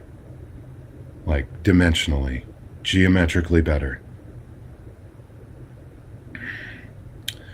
So I hope that still changes. I will still advocate for all these things. I've been silent for a long time, and I fail to see the utility in being silent any further, because this feels better. I'm not going to live under a pall. I'm not going to be scared. I'm not going to be scared off the block. Call my name, I'll call it back. And as some of you might have seen, I usually have something to say, and I don't know. I feel like it's cogent. Like there's a thread to be followed. Selfless self. Sad about Eric. He stripped me as a mod after I expressed dismay at his reaction to DO. Eric is a second gen, has a reason to be pissed, but he's pissed at the wrong people. Agreed. He has a reason to be infinitely fucking pissed. And his first year out, maybe not going to be the most stable or know everything. I'm not. I'm learning. I'm learning all the time as a protester, learning the hard way. Hopefully changing for the better. And wouldn't expect Eric to have learned everything, how to survive out here, who to trust. Like, this is a common pitfall. And this pit has been created by some people in our community for people to fall in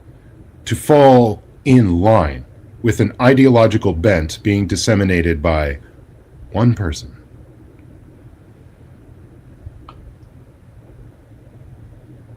Thank you, Martha.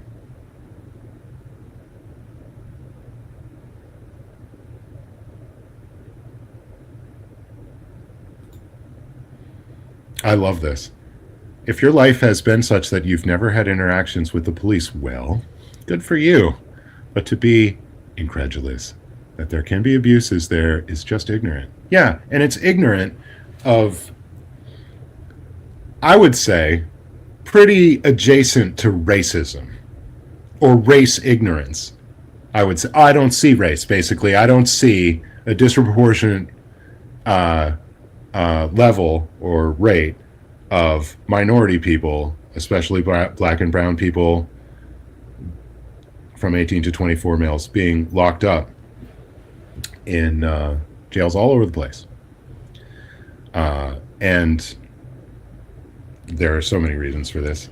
And they're not because they're bad people. It's because they're poor and they're targeted by the police. War on drugs. War on drugs became, you started to get cash incentives for grabbing people, for the, property seizure, for all these things. And it meant like the new Dare Corvette or the new like tactical gear, the new whatever. And so to be able to, do this and take shit off of everybody, that basically people that couldn't raise a legal defense and couldn't defend themselves. So cops would just park wherever in the poorest district and wait for something to happen on the corner and tear somebody apart, tear their whole life apart. Now, that's why they don't go into the suburbs and go for like, John Q. upper middle class public, because they might be able to get a lawyer in there and biff them up, screw with the evidence, something. That's why. And it's for the money. It's a money-making venture, and they incentivized the war on drugs to make it a money-making venture for police departments.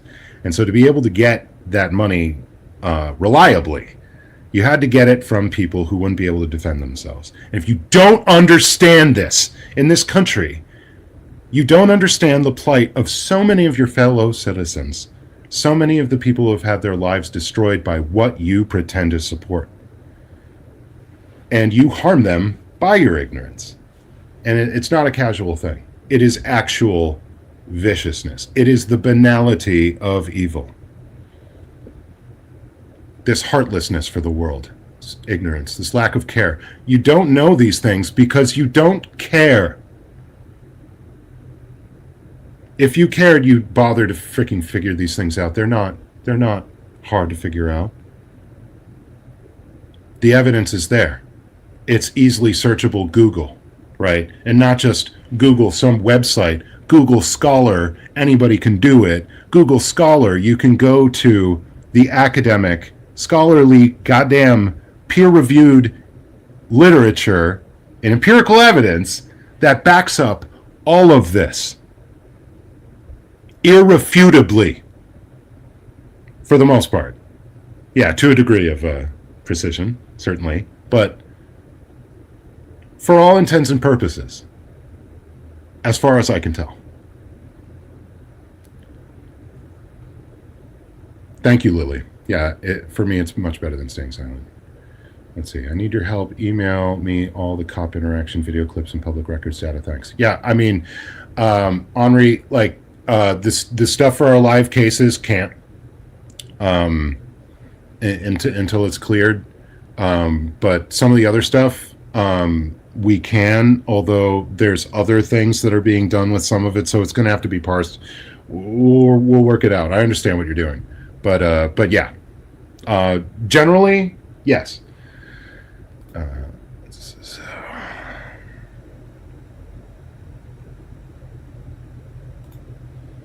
Yeah, absolutely. So, Hellgear, I used to be an audio engineer for community college. that hosted all sorts of community events. One of these was for the sheriff of Suffolk County of Boston, who was holding a number of symposia on my stage. I think it was like 6 or 7.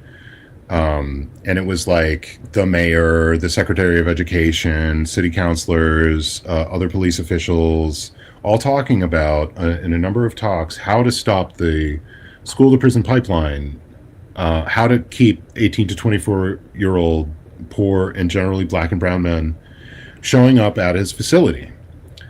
And to me, if you are having that discussion and you're not talking about decriminalization of drugs, which is basically why all of these people are being dragged in there, and like drug addiction not being regarded as a public health matter and a criminal matter, is the entire thing.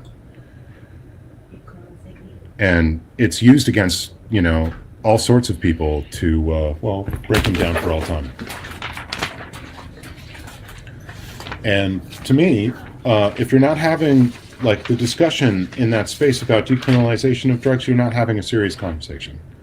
You're not actually willing to do what it will really just take to solve the freaking thing and to start to treat the record epidemic number of drug addicts in this country who are dying at an increasingly record rate every year.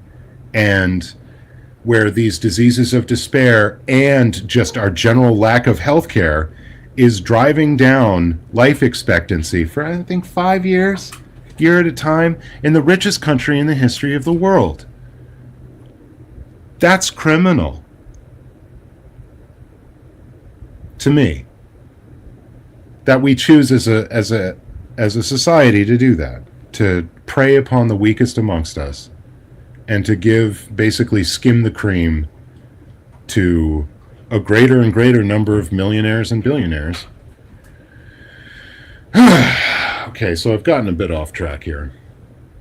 To wrap up and to sum up, there's going to be a lot of this kind of disinformation. There are going to be more people that are going to have an absolute ideological bent about this movement or other movements, and they will try to define it for themselves. This is never a good idea. This limits reach. I am for a multiplicity of techniques because they are all going to reach somebody. That's what I saw in Eric.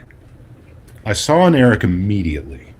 Here's a kind of story from a perspective that we haven't heard yet, in a voice that isn't fully represented, like the way he speaks and like this kind of rocker thing, and his emphasis, the emphaticness of it.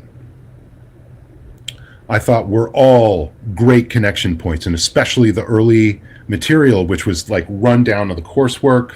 Okay, brilliant. And yeah.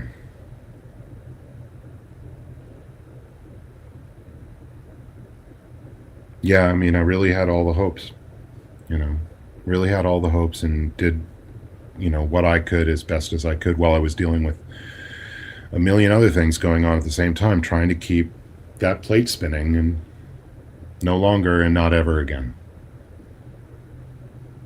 I don't take kindly to stuff like that, and I don't forget.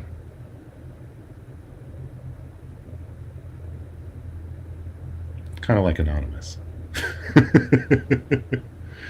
So there are going to be a lot of people that are going to continue to do this kind of thing. Keep an open mind. Don't listen to me. Don't believe anything I say. Look it up. Find out for yourself. Like all these assertions that I'm making about the world, look it up. It's easy enough to find. So what I'm trying to do is offer another point of view, trying to clear the air for my own name, for my own sake, and for the sake of the other people that he's punched down on, I don't know, for whatever reason. So hopefully that was accepted in the manner that it was given. To the people that are here, And, you know, to any naysayers or you know, critics of this message, I look forward to having a conversation with you if you would like to have it. I talk with people that have a difference of opinion. I would very much like to have that conversation. So, because I don't know everything. And perhaps if we had more open discussion about, like, you know, what we're seeing tactically rather than dehumanizing people, we could learn something from each other and we could grow.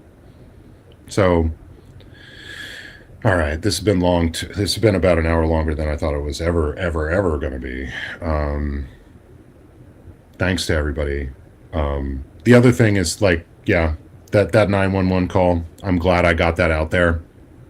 That you all got to hear what the heck is going on the other end of the line when you see the cops show up. They are serious. They mean to kill us. They mean to have us marred or injured or arrested or dead, whatever happens, roll the dice. Because every time with DOA, it was like, I'm like, God, because, like, surviving that many swatting incidents, you are beating the shit out of the numbers. You're beating the hell out of the odds.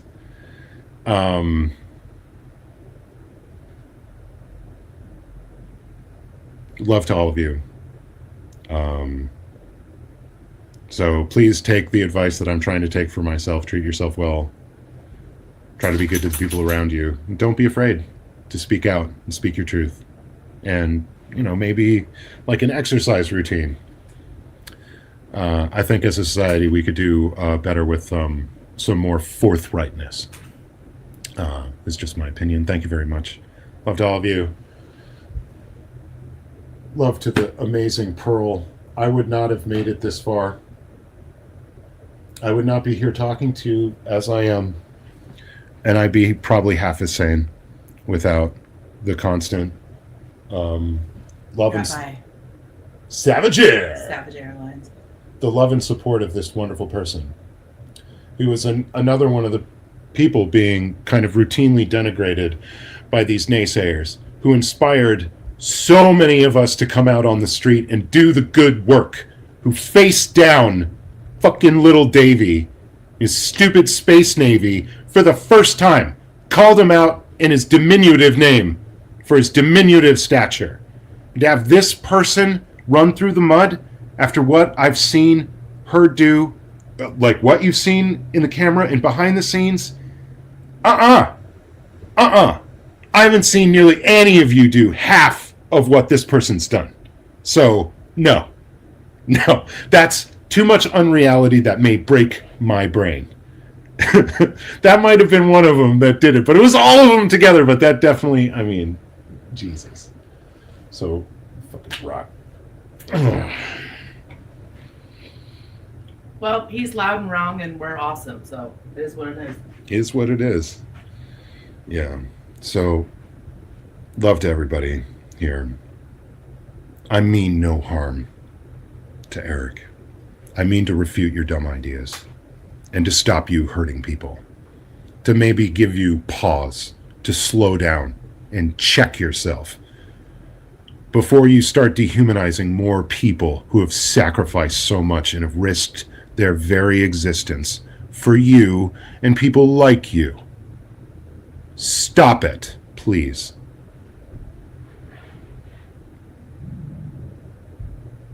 Goodbye again for the 5th or 15th time. Y'all are wonderful. Hope to see you soon. Hopefully drumming. All right. Rock on. Bye. Bye.